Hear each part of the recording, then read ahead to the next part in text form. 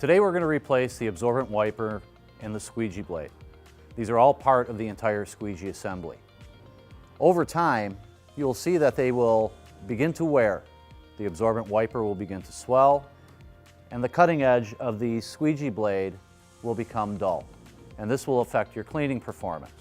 The squeegee assembly has a life expectancy of 14,600 lanes. And we rotate that at every 7,300 lanes. The absorbent wiper has a life expectancy of 5,000 lanes, and that will require more attention.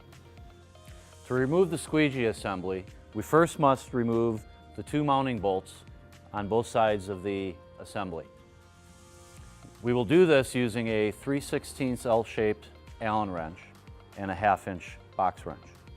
We leave the screw in so that the assembly does not fall out. And then we repeat this to the opposite side. Once the nuts are removed, we can now remove the screws. Lift slightly on the assembly and pivot to remove. Now that we have the squeegee assembly out, we can go to our workbench and replace the squeegee and absorbent wiper. Before we continue with replacing the absorbent wiper and the squeegee blade, first let's remove the vacuum hose. For that, we will use a 5/16 inch nut driver, loosen the clamp for the hose, and remove the hose so we can wash this out. The hot water will break up any dirt and dust inside the hose that can cause dripping or vacuum problems. Then you can straighten the hose, look into it to see if you removed all the debris. And if you have, it's ready to go back into the machine. Then we'll grab our two cut 2x4s, place them on the bench, rotate our squeegee assembly upside down so we can remove the inner channel. Now I'll grab my 5/32 Allen attachment for my ratchet and begin to remove the screws that hold the inner channel.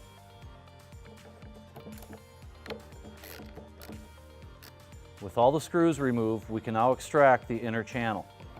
Flat screwdriver, we come up underneath the channel and remove it. And we do the same thing to both sides. Once the inner channels are removed, we want to take a towel and clean them up. We will then remove the absorbent wiper and the old squeegee and discard them. We will take the towel and we'll wipe the outer channel. Remove any moisture, any dirt that accumulates over time. So we take our squeegee blade and insert it so that it's centered in our channel. Then we take our absorbent wiper and do the same. Then we install our right side inner channel, making sure that the holes align. We begin on the end and insert our first screw. Once the screw is started and pulls down the inner channel a little bit, we will insert our second screw. The most important thing about installing this assembly is to make sure that you do not trap the squeegee or the absorbent wiper underneath the channel. Then it'll make it more difficult to tighten it down. So it's okay to use a screwdriver to position the backing so that it does not get pinched underneath the assembly. The last screw is the most difficult because it is the shortest of the 4 screws. We want to tighten this one just before it becomes completely tight. Now we're ready for the left side of the assembly. We position our inner channel,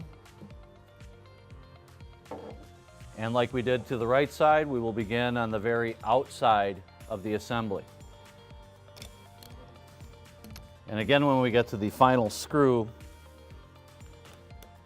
we position it and get it started. Now we have all the screws in, the channel's not fully seated. We want to make sure the squeegee and the absorbent wiper are making contact with the outer channel.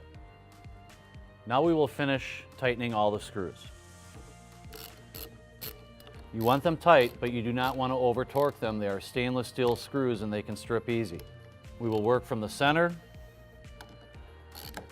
to the outside on both sides of the assembly. After all the screws are tightened, we'll just put a little pressure on the absorbent wiper to make sure that it is seated evenly in the channel. Now we are ready to reattach the hose. And we'll take our 5/16 nut driver, tighten our clamp around the hose until it's nice and tight.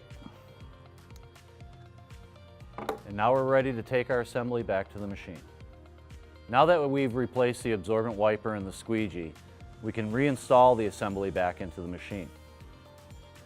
To install, we put the assembly back in the same way that we pulled it out. Once the squeegee is in position, we can insert the screw on one side and then on the other side. Then we can add the nut and then tighten the nuts up. Now that the machine is down, we can exit out of the operator menu, navigate to maintenance, counters, reset the squeegee number of lanes, and reset the absorbent wiper number of lanes.